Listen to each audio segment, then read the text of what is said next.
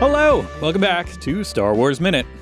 It's the daily podcast where we analyze, we scrutinize, and we celebrate the Star Wars movies 1 minute at a time. I'm Pete the Retailer from PeteTheRetailer.com. This is Alex Robinson from AlexRobinson.fun. And Patrick Cotnoir from the George Lucas Talk Show. With Connor Ratliff from the George Lucas Talk Show and the podcast Dead Eyes. Now that almost makes it seem like the podcast is starring, it's like the fifth guest here. Which, Almost. I mean, it is in a sense. You know. Almost.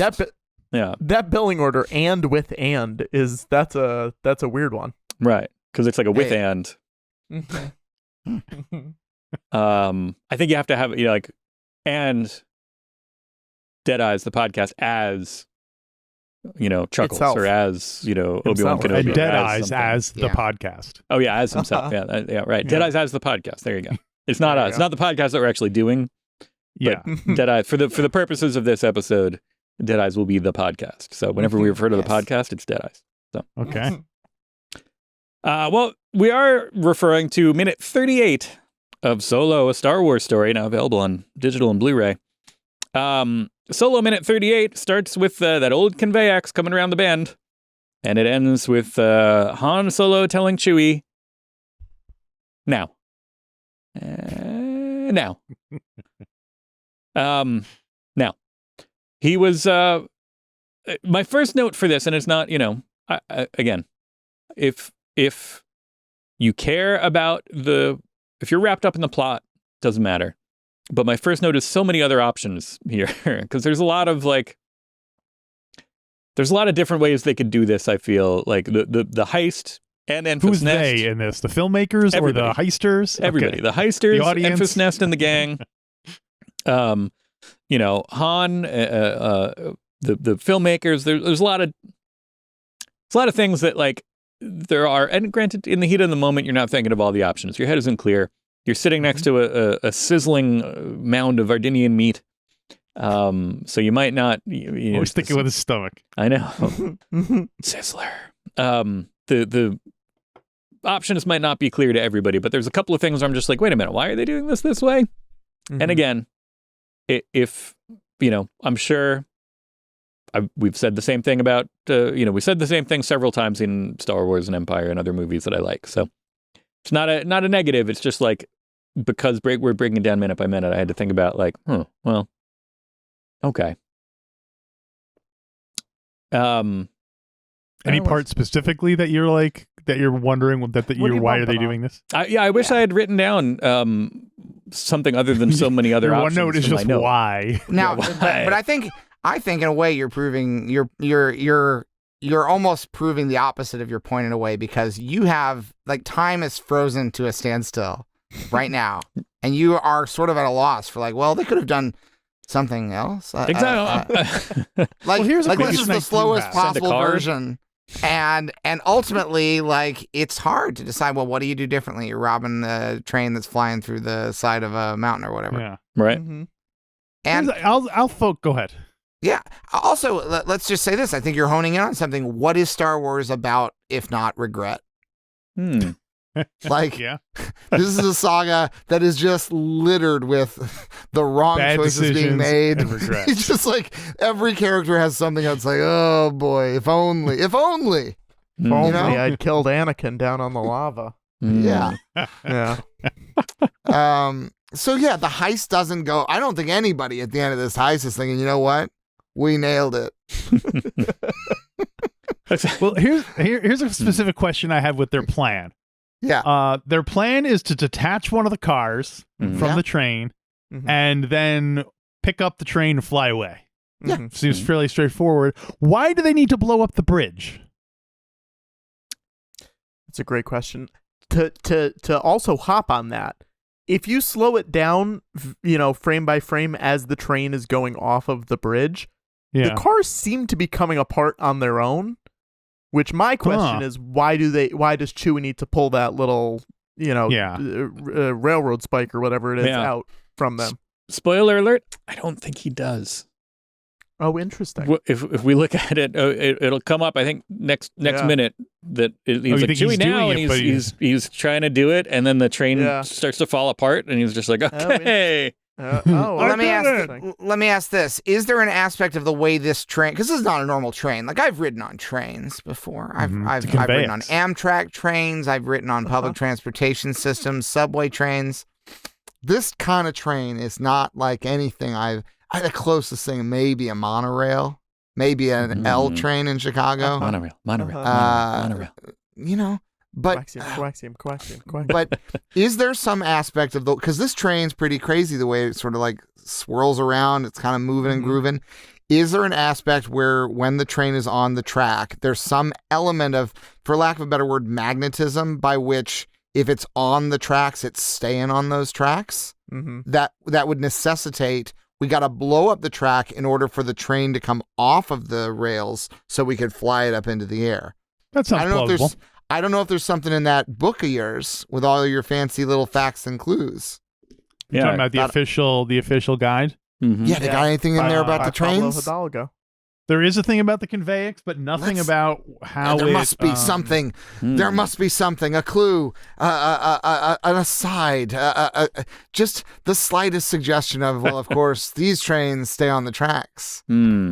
Well, of course, the other question I had was, we see all these other cars go plummeting off the train tracks, which I love. I love is that in this minute or is that the next minute? Am I getting racing ahead?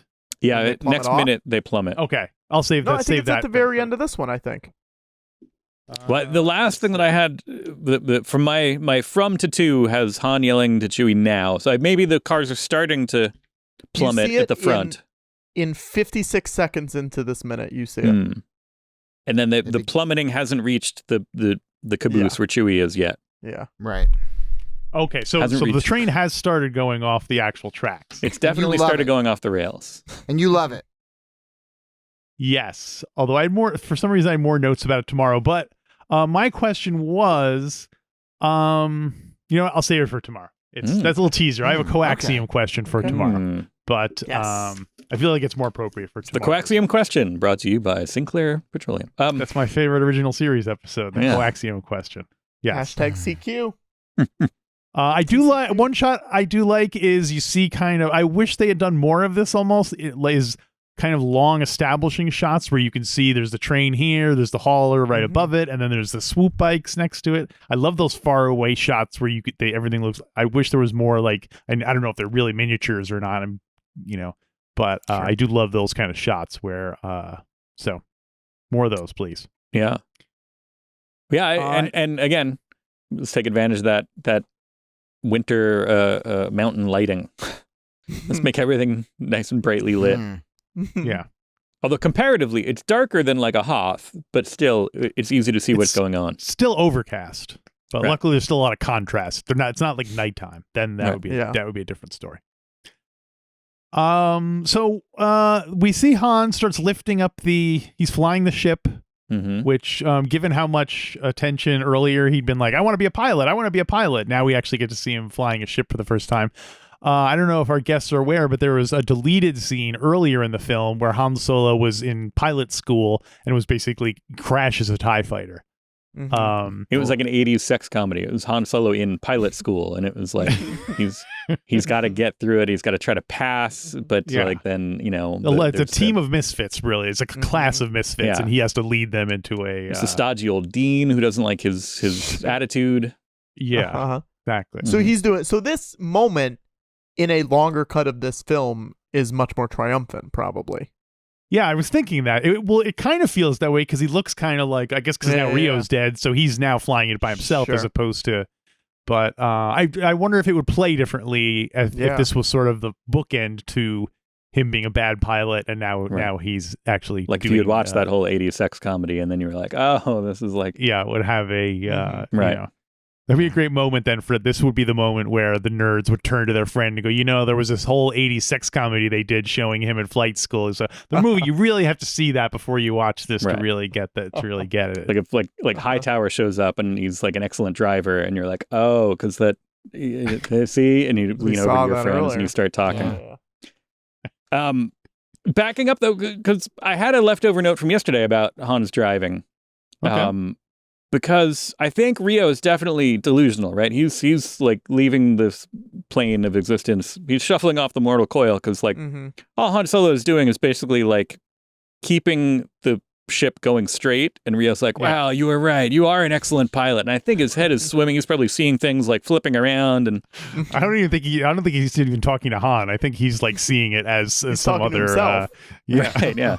Rio, you're so good at this, buddy. Keep he's going. looking at a mirror in his mind. He's looking at a mirror. He thinks he's still flying the plane. Yeah. Now that made me think, if because earlier there was the reveal that like when we had the Imperial officer, the Imperial trooper, and then it turns out it was Rio inside that. What if like Rio gets shot, Rio dies, and then like another creature comes out from underneath that like the top half was Rio and there was a bottom half that was that was another character. It's just like, oh boy, you really are a good pilot. Top half. That's why he had 4 arms, because there's 2 different characters. 2 different. He's like the version of a kid standing on another kid's shoulders with wearing a trench coat. They were never old enough to be part of this mission, but they tricked him. Now, is Rio human sized when he's like fully stretched out? Because he looks normal sized when he's in that outfit, right? Earlier in the movie, he's 4'11", according to the official visual guide, and he has like a fake head on. Oh, interesting. You know what I mean? Like the helmet is on like a stick or something. So like he's just kind of like a mannequin head. Yes, sure, exactly. It's like Ahmed Best when he's making Phantom Menace, and he's got the Jar Jar head on top of him. Or what's her name? The Tonwi with the construction helmet with the thing on it. So yeah, and then Val is like, I gotta blow myself up because I gotta get out of here. She was like, now's my chance. Boop. So Pete, having watched this minute, how do you think do you think it strengthens your theory? Does it weaken your theory? Does it have no impact on your theory whatsoever? Because this wasn't even Val the whole time. This was just a double created to perpetuate the whole thing. Now you're talking. It was a droid wearing a Val mask. It was Rio's other half. Much like Ethan Hunt wearing an Ethan Hunt mask. Whoa. It was Tom Cruise the whole time, and then that's using those special sucker gloves. Using the sucker gloves. It's Wolf Blitzer on the bridge. Yeah. You're listening to Wolf Blitzer on the bridge. My opinions about Val faking her own death, my confidence in my theory, it was a regular Convex ride here, because it went like, at first I was like, oh, perfect, because like here's all the opportunity in the world, because she hits the explosions and then the explosions start at the other end of the bridge, and I'm like, it doesn't get to her yet because it's but then I went back and looked and I was like, oh no, she's kind of at that. It starts where she is, and it would be pretty tight, but I was like, well, she could maybe slide through back where she got up there. She does. We've seen her with a Catwoman style grappling hook gun, and now you tell me she's also got Tom Cruise gloves, so she could easily slide, but you hit the button, slide back through the way that she got out, and then use either one of or both of those, combination of the two, to avoid the explosion. Yeah. And now, hopefully, in 15 years or so, much like the recent Samuel L. Jackson Mace Windu upswell, where he's like, I talked to Bryce Dallas Howard, I'm coming back, baby. I want this. This is mine. Do you think people will be like, yes, Tandy, talk to whoever is, directing Star Wars at that point, be like, go talk to him. We need Val back. We need Val back. Do you think this is going to happen? People are going to really be pushing for it annoyingly online? I think it starts here. I think that I'm encouraging everybody to be annoying online. Yeah. And, more so than some of the other campaigns. I think we need to just, bring back Val, right? No, I'm trying to think of what's the because I hate it when it's like a hashtag that's like, it's like, wait, what is this? And it's like you have to read 30 words in a hashtag. So like, I think hashtag bring back Val. Bring back Val. Good. Hashtag bring back Val, because she faked her own death. There's a setup here. And hashtag bring back Val. She faked her own death. There's a setup here. I think that's the full hashtag. Yes, that's the full hashtag. When you were describing it, when you were describing you watching it, and I couldn't help but think of Homer Simpson going, "It's still good. It's still good." Yeah. You're seeing the stuff blown up. She can still get out. She can still get out. And then like, oh no. Well, I mean, No, when this it's tougher. movie came out mere months after we basically learned that it's possible for a character to appear that they've been blown up and they were never in the place where the explosions were happening. Because we saw that with Luke Skywalker at the end of Last Jedi. That was she even there at all? Yeah. Yeah. So maybe you're saying Val is a Jedi and was just projecting herself there. Or just figured out how to do that thing. They don't all have to be Jedi. Cut to Val like, sitting peacefully on a rock and then being like, I'm finally free. Yeah. Yes. I also watched the movie Val on Amazon Prime, which is the home videos that Val Kilmer famously played Mad Mardigan in Willow. Is all of his home video things. I don't know that this adds to the theory or to the lore in any way, but maybe it does. Okay, we'll have to scrub through that and see if we've seen any evidence in there. Yeah. I'll get the yarn and the cork board. How are we supposed to say her first name again now? Tandiwe? Tandiwe? Oh, I believe. Anyway, Tandiwe.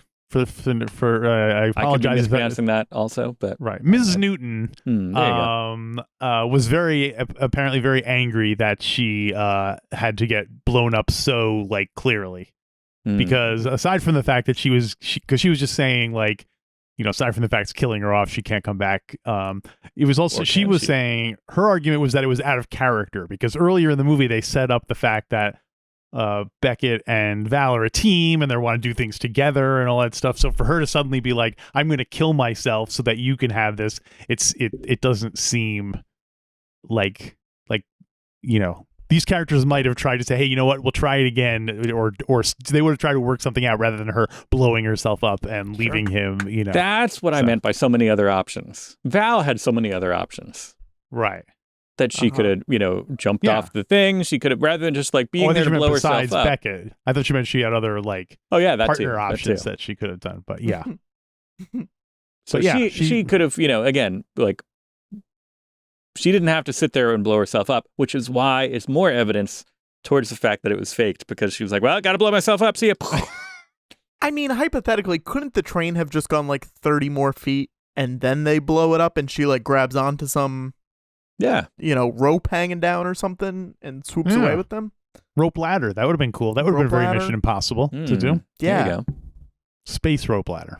Mm-hmm. It would have been just two wires hanging down, but the things in between all would have been like hologram technology. You're losing me on this. Why? What do you mean? Bring it back. I don't know. I don't like blowing energy stuff. Yeah. Well, I like the idea of taking something as simple as a ladder and you have to make it science fiction by having glowing bars, which would do what? Why would that be better than a regular good old-fashioned physical ladder? So anyway, more moving parts in your ladder. That's what you need. That's all I have for minute number 38. I do have one more thing. Go ahead. No, go. I recently watched the film Norbit. Yes. The Eddie Murphy comedy classic in which he plays. Connor's back. You see Connor lean forward. He's like, yes, tell me more. Well, the romantic lead in that movie is none other than Ms. Newton herself. So it was especially depressing going from watching her being that she's killed off in this movie to having to watch her having to be in Norbit. And I was just are there any parts in the movie where she says, I'm sorry, I have to blow myself up, and then blows herself up? There definitely seem like there are parts where she wishes she could fake her own death for the sake of escaping. Right. But yes, a nice bit of parallel there between Norbit. And do you think we'll ever see Eddie Murphy in a Star Wars? Yeah. I mean, we've seen George Lucas in a Beverly Hills Cop. Why not see Eddie Murphy in a Star Wars? Yeah, they owe him one, right? Yeah. It's not fair that he hasn't been in one. Yeah. Absolutely not fair. I've heard Connor's theory that they're making so many Star Wars at this point that it's a matter of time before everyone's in one. Yes. Yeah. There is no reason that Eddie Murphy couldn't be in a Star Wars and couldn't be great in a Star Wars. He would be great in a Star Wars movie. Now he's like the donkey, the talking space donkey. Let him go nuts. That's what is it. Is it a, he like a cameo role where it's just kind of like he plays he plays the Imperial officer who's upset with the way that people are doing things for one scene, or is it an Eddie Murphy vehicle that's set in the Star Wars universe? If he is available, I would base a whole movie around him. I'd be like Eddie Murphy in Star Wars and whatever you call it. Right. I mean, George basically bowfingered a lot of those ILM employees to just be the background people in the prequels, where they're just like, yeah, just go out there, walk around, we'll film you. It doesn't matter. They don't even know they're in the movie, Right. And also, a lot of those prequel actors, the guy who played Ki-Adi-Mundi also plays the pilot of the ship in the beginning, and he also plays Masa Maeda. So there's precedent for people playing multiple roles in a Star Wars. Yeah. So you're saying you want to see Eddie Murphy playing multiple roles? Yeah, that's what he does, right? I think you Nice, gotta. Or right? But the Jeremy Bulloch playing Boba Fett and the officer who's guiding Boba Fett scene. at the same time. Yeah. So there you go. Yeah. We'll just show Eddie Murphy that and be like, do more like this, right? Except with your thing. I would literally just make a Star Wars movie that's basically a Beverly Hills Cop. I would have Judge Reinhold in it. I'd have Bronson Pinchot in it. I would import as many elements, and I would have them write a musical theme that is the closest thing to a hybrid of the Beverly Hills Cop theme and a Star Wars theme. Excellent. And I would. Yeah. I was trying to do it in my head, and I couldn't come quick enough. I think I'm trying to mash up the Imperial March with Axel. Yeah, there you go. Yeah. Bum. Yeah, it starts off with the same thing where you're always going bum bum bum bum bum bum bum bum bum bum. There you go. Did anyone see Beverly Hills Cop 2 or 3? Yeah, a lot I of people saw want to them see this month. I just saw anyone them. here. Look at that. Yeah. Really? Long After you worked your way through Resistance, you're like, what's next? Okay, Beverly Hills Cop 2 and 3, back to back. They were leaving HBO Max, and I was like, if not now, when? And I watched them in one day. I watched them back to back. What's your favorite? What's my favorite? Of 2 or 3? Out of 2 or 3, I think it's got to be 2. 3's not great. Right? I remember hearing a story at the time of one of the makers of 3 sitting in the theater apologizing to people who were sitting behind him. Yeah. 3, well, here's what I'll say. 3's very silly. 3's very silly in a way that I kind of do like. And 2 is like Eddie being like, I want to be a serious action star. So 2's probably a better movie, but I think 3 is more fun. That's my take. That makes sense. And George is great it. in it. Well, of course. Well, that's all I got for number 38. My last note was just a tip of the hat to Chewie being tasked with the impossible. But first, they're like, all right, Chewie, you and Han are supposed to undo the couplings there. Then Han is like, Chewie, you got to do it yourself. And then Han runs off and does some other stuff. And next thing he's yelling at Chewie. He's like, Chewie, do it now. Come on, now. It's like, well, hey, you just left me. If there were 2 of us, we could have had this done already. You know what I mean? Mm-hmm. So get used to it, Chewie. Yeah, exactly. It's the portent of things to come. Speaking of a portent of things to come, if you'd like to opine on some upcoming things, why not call our hotline, 8DAY-GREEDO. That's 8DAY-GREEDO. That number, you can leave a voicemail message. Sometimes to play them on the show. If they're short and funny, those are good odds. Like those odds. And if you do that, do that about stuff that's upcoming. Don't do it about stuff that we're talking about now, because we don't like to go back. And there's a little bit of production time here that we're probably a couple of weeks ahead of what you're talking to us about. So, again, Dryden Voss, Six Eyes, Howard, yeah, all that stuff. That weird guy who calls in with the lightsaber at the end of the movie. You could do all that stuff.